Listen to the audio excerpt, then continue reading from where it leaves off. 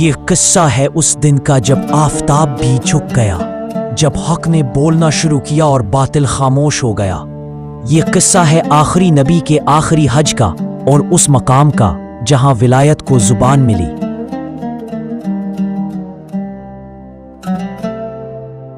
سن 10 ہجری، وقت کا وہ لمحہ جب آفتاب نبوت اپنے مکمل جمال پر تھا۔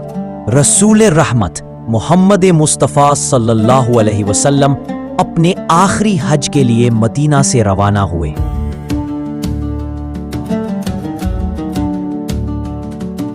ایک حج جو صرف عبادت نہیں، اعلان حق تھا۔ نبی کریم صلی اللہ علیہ وسلم نے عرفات کے میدان میں خطبہ دیا، ایک ایسا خطبہ جو قیامت تک کے انسانوں کے لیے منشور ہدایت ہے۔ اے لوگو، سن لو، شاید اس سال کے بعد میں تمہارے درمیان نہ رہوں۔ عورتوں کے ساتھ حسن سلوک کرو، سب انسان آدم کی اولاد ہے۔ کسی عربی کو اجمی پر اور کسی گورے کو کالے پر کوئی فوقیت نہیں۔ میں تمہارے درمیان 2 بھاری چیزیں چھوڑ کر جا رہا ہوں، کتاب اللہ اور میری اطرت، میرے اہل بیت۔ واپسی کے سفر میں جب قافلہ مقام غدیر خم پر پہنچا، اللہ کی طرف سے حکم نازل ہوا، یا ایھا الرسول بلغ ما انزل الیک من ربک۔ اے رسول، پہنچا دو وہ جو تمہارے رب کی طرف سے نازل ہوا۔ نبی کریم نے قافلے کو روکا، اونٹوں کے پالان اتارے گئے، اونٹوں کے پالانوں سے ایک عظیم الشان منبر بنایا گیا۔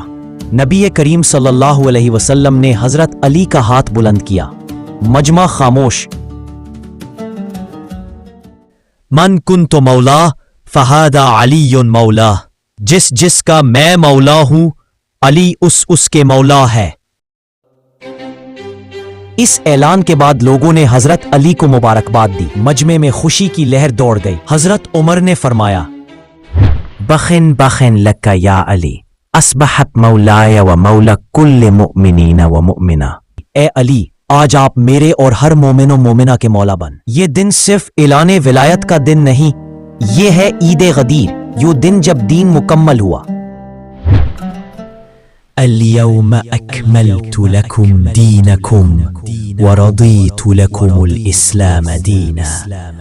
آج میں نے تمہارے دین کو مکمل کر دیا۔ دین مکمل ہوا، نعمت تمام ہوئی اور ولایت علی پر مہر لگ گئی۔ سوال یہ ہے، کیا ہم نے غدیر کو پہچانا؟ کیا ہم نے ولایت علی کو اپنایا؟ اگر آج بھی ہم خاموش ہیں تو کل قیامت کے دن جواب کون دے گا؟ کیا ہم نے علی کو وہ مقام دیا جو رسول صلی اللہ علیہ وسلم نے دیا؟ کیا ہم نے غدیر کو صرف تاریخ کا ایک دن سمجھ لیا، یا ہم آج بھی حق کے ساتھ کھڑے ہیں؟